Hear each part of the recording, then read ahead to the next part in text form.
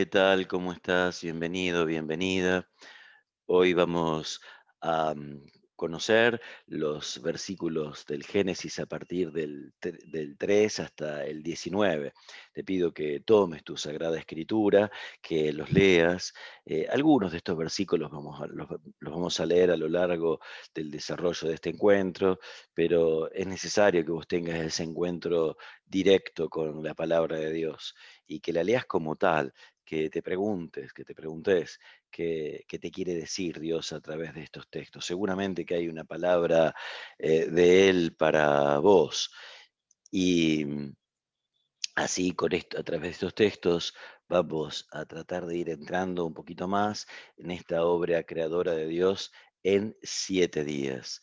Y recordamos que los escritores han dado una forma de relato, una convicción de fe. Es decir, Israel estaba atravesando un momento de crisis existencial y de fe, oprimido por Babilonia, exiliados o vueltos a una tierra eh, frágil, debilitada, arrasada, y era necesario reconciliarse con el poder y con el amor de Dios. Entonces estos textos nos cuentan de un Dios que ama a Israel, ama a la humanidad, que lo ha hecho todo con inmensa armonía y que tiene un dominio total de la situación, de la vida. También en la época que fue escrito el Génesis, es probable que no hubiese templo, sea porque estaban exiliados, sea porque regresaban del exilio y todavía no había sido reconstruido. Así, el autor del Génesis tiene esta obra genial, esta idea genial, que a falta de templo, podemos santificar el tiempo. A falta de templos, bueno, son tiempos. Y así encontrar a Dios en este contexto más existencial, que es el tiempo respecto al espacio y que culminará en el Shabbat, en el sábado. El hombre participa del descanso divino. Damos inicio así al estudio de estos días de obras de preparación, justamente es disponer el escenario para la aparición del hombre. Esto que pongo de modo un poco risueño no lo es tan así porque los relatos muestran una culminación de la obra en la aparición del hombre a imagen y semejanza de Dios. De todos modos, no creas que hasta que no aparezca el hombre no pasa nada importante, sino cada uno de los días va a tener un mensaje para con nosotros. Así es el primer día con la creación de la luz, y esto nos muestra que para vivir en Dios no hay que estar en las tinieblas, sino hay que estar en la luz. Un sentido metafórico. Que nosotros seguimos haciendo uso de estos sentidos metafóricos. Pensá que a veces decimos, hablamos de la luz de los ojos, ser la luz sos la luz de mi vida, decimos una persona luminosa y muchas otras expresiones. En la Sagrada Escritura, la luz está asociada también con la vida, con la salvación, con la presencia de Dios. Te ofrezco algunos textos y mostrando así que la creación es el primer acto de la historia de la salvación. Atención, aquí no estamos hablando de la historia, el modo como lo aprendimos en la escuela, como esos hechos del pasado que contamos a partir de la escritura. Antes de la escritura, la prehistoria, de la escritura en adelante, la historia. Acá hablamos de la historia en un sentido teológico, que tiene que ver con Dios. Dios que manifiesta en la realidad, en el tiempo, su amor para con nosotros. Y nuevamente un guiño litúrgico. Los días se cuentan de tarde en tarde, así como lo establece la liturgia. Nota que nosotros celebramos el domingo y el sábado, los cristianos católicos, ya hacemos también recuerdo de la resurrección de Jesús el día anterior, porque consideramos como con los judíos que litúrgicamente el día empieza en la tarde, también en las solemnidades. El 1 de enero, día de María Madre de Dios, bueno, lo celebramos también el día anterior con las vísperas y así con otras solemnidades. El día segundo, Dios separa las aguas de arriba de las de abajo. Eh, y para hacer esto coloca el firmamento, una bóveda, una cúpula que va a estar sostenida en sus extremos inferiores por unas columnas. Esta imagen era común en el mundo antiguo. La idea de esta separación permite que las aguas dejen vivir al hombre. Vos me dirás, bueno, pero si nosotros necesitamos el agua para vivir, sí, el agua, pero en su justa medida, porque si el agua está toda junta, nos ahogamos. En el mismo libro del Génesis, más adelante, va a contar la tragedia que fruto del pecado culmina en el diluvio. Las aguas de arriba y las de abajo se juntan y se pone en peligro la existencia hasta que Dios haga una nueva alianza con una humanidad rescatada, como va a ocurrir con Noé. Tercer día, la separación de los mares. Dios le pone un límite al mar.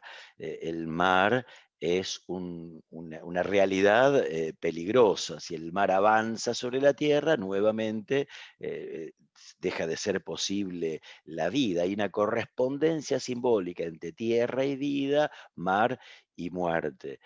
Dios otra vez hace un gesto salvador. Esto es tan importante que te quisiera llamar la atención antes de pasar a la siguiente diapositiva. Y es estos límites que pone Dios y que hacen posible la vida. Considera que si bien es un relato, el segundo, el relato yavista de otra tradición, pero también está el concepto de límite para poder vivir. Dios le ofrece al hombre todos los árboles del jardín, pero le dice, del árbol de la ciencia del bien y del mal no comerás. Nosotros, hombres modernos, sentimos los límites como impedimento que se desarrolle nuestra libertad. La Biblia eh, agudamente con estos relatos trata de amigarnos con el límite, hacernos comprender que tener límites en la vida nos hace bien. Y lo próximo que vamos a ver ahora, el próximo día Dios va a tener que hacer obras extras. Vamos a tratar el cuarto día. Por eso dispone tu atención a este cuarto día que ocurren cosas muy importantes. Ante todo, quizás ya lo empezabas a ver, es la creación de las plantas con poder de reproducirse. Nos está mostrando que el plan creador de Dios está hecho con orden, con abundancia. Eh, Hay distintas especies, y si hay distintas especies es que no se mezclan entre sí, por lo tanto hay orden entre las especies. Con imágenes, este relato nos está abriendo la cabeza a una idea en la línea de la ecología, del ecosistema. Los judíos no tenían ni la palabra ni la idea porque eran gente de pensamiento muy, muy concreto, muy tierra a tierra, muy material, sí simbólico y agudo, pero no abstracto. Entonces estas ideas abstractas de la ecología y el ecosistema no eran de ellos. Y las plantas, nos dice el texto, tienen semillas, leemos, que la tierra produzca vegetales, hierbas que den semillas y árboles frutales, que den sobre la tierra frutos de su misma especie con su semilla dentro. Si bien Dios pone límites, también da una autonomía. Los vegetales pueden desarrollarse por ellos mismos. Y así vamos a pasar te había dicho que Dios el cuarto día hace horas extras, no se conforma con la creación de las plantas, sino que también va a crear los astros. Y él también le va a dar una nueva finalidad al firmamento. ¿Te acordás que el firmamento era para separar las aguas de arriba de las de abajo? Pues ahora Dios va a colgar del firmamento los astros. Escuchemos el texto. que haya astros en el firmamento del cielo para distinguir el día de la noche, que ellos señalen las fiestas, los días y los años, y que estén como lámparas en el firmamento del cielo para iluminar la tierra. Bien, quizás se te ocurre, pero ¿cómo? Ahora Dios crea los astros. ¿No podría haberlos creado antes de la luz si los astros son la fuente de la luz? Bueno, vuelvo a repetir, aquí no estamos en un contexto de ciencia, sino de símbolo y de mensajes teológicos, antropológicos, existenciales. Y entonces el escritor sagrado quiere dejar en claro que los astros son creados por Dios. Los pueblos antiguos tenían en alta estima los astros, incluso los habían divinizado.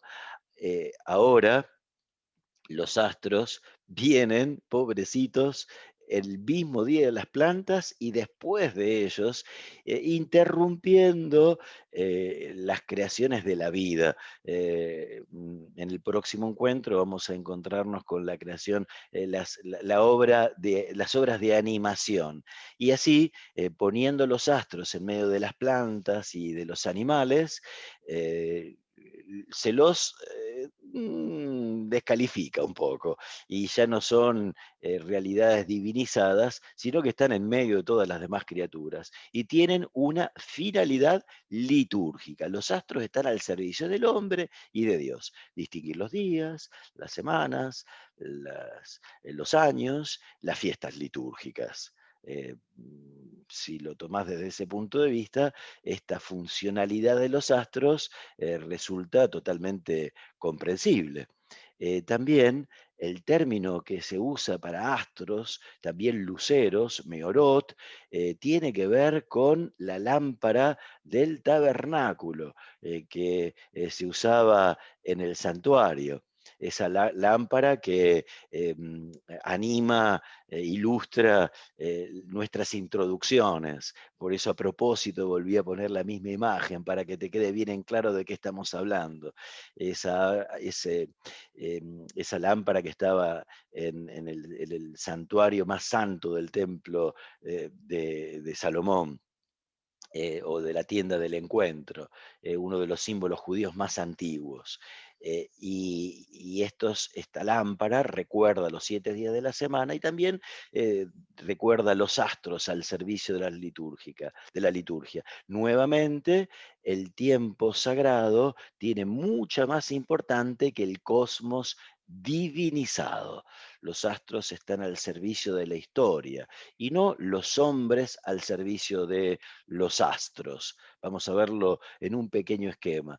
No hace falta que lo veas en detalle, es una ilustración. Acá tenés el calendario judío, también regido por el calendario solar. ¿Y cuál es la finalidad de todas estas celebraciones? Bueno, tener en cuenta en el recuerdo y en la liturgia las grandes obras que Dios había hecho por el pueblo. En esa historia se había encontrado lo humano con lo divino, la obra de Dios con la obra del hombre, la respuesta del hombre. Al contrario, en la mentalidad pagana, los astros tienen como finalidad determinar la vida y el futuro. El destino de los hombres ya está decretado, la historia está escrita, a nosotros nos toca representar el papel que nos tocó. Que nos tocó. Eso es lo que, bueno, esa no es nuestra mentalidad, no es la mentalidad de la Biblia, no es la mentalidad de la Sagrada Escritura. Em, y bueno, vamos a hacer una reflexión final, ya como para ir terminando, sobre esta idea de la separación, que es tan importante. Con esto concluimos las obras de separación, que es, ante todo, sacar de lo profano. Fíjate que nosotros en nuestra liturgia usamos vestidos sagrados, ornamentos sagrados, vasos sagrados, una mesa que se usa para consagrar el pan y el vino, y no una mesa cualquiera, ámbitos sagrados, sacamos de lo profano. Eso nos ayuda a reconocer una presencia divina. Eh, Te muestro también, como antes lo habíamos hecho con la luz, que esta idea de sacar de lo profano también está en la mente ordinaria. Acordate cuando el Diego dijo, yo me equivoqué y pagué, pero la pelota no se mancha, esa famosa frase con esa lucidez que tenía Diego para decir cosas tan claras con imágenes tan intensas. Bueno, él quería decir, el deporte, representado en la pelota, está separado, no se mancha, de los chanchullos y las mezquindades que hay en las instituciones que lo manejan. El deporte está más allá, está separado. Otra vez es un poco la idea de lo sagrado, de lo que no se mancha. Fíjate también la idea de los jugadores, muchas veces idolatrados. ¿Ves esta foto que tomé de internet? Es una foto que muestra a los jugadores como seres prácticamente divinos.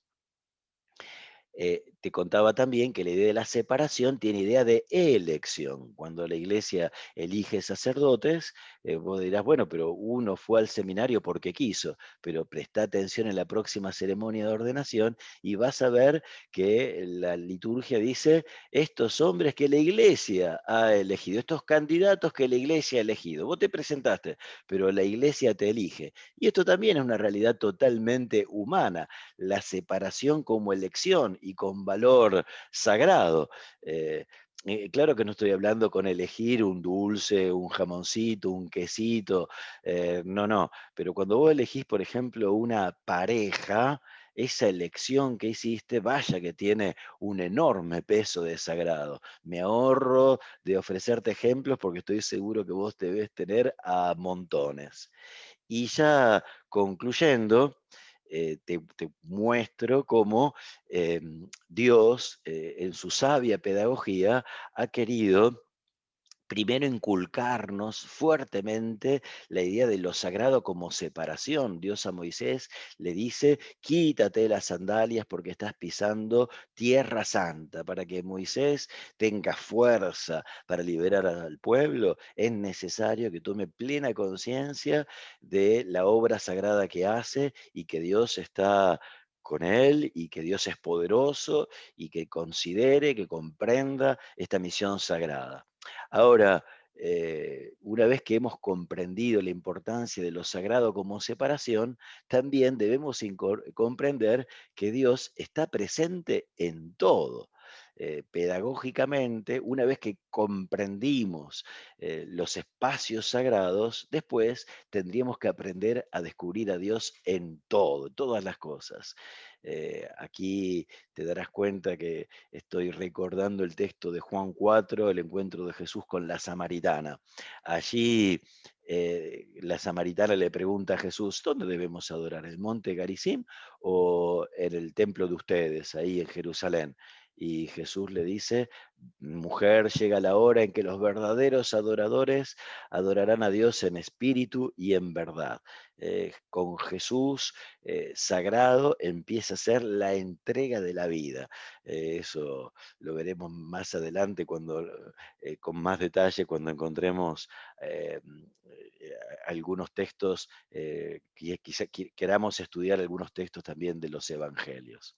Y dejé alguna preocupación en el curso de esta charlita respecto del universo visto por los hebreos, esta imagen tan ingenua en la cual nos encontramos como una especie de esfera, unas columnas que sostienen el firmamento, que sostienen la tierra, el firmamento que impide que las aguas de arriba caigan en un de la tierra, los astros sostenidos, colgados del firmamento. Bueno, em, si vos decís, pero esto qué tiene que ver con la ciencia, ya a esta altura, con Galileo, con Copérnico, por decir el inicio de los conocimientos de la astronomía, con las capacidades de observación que tenemos actualmente.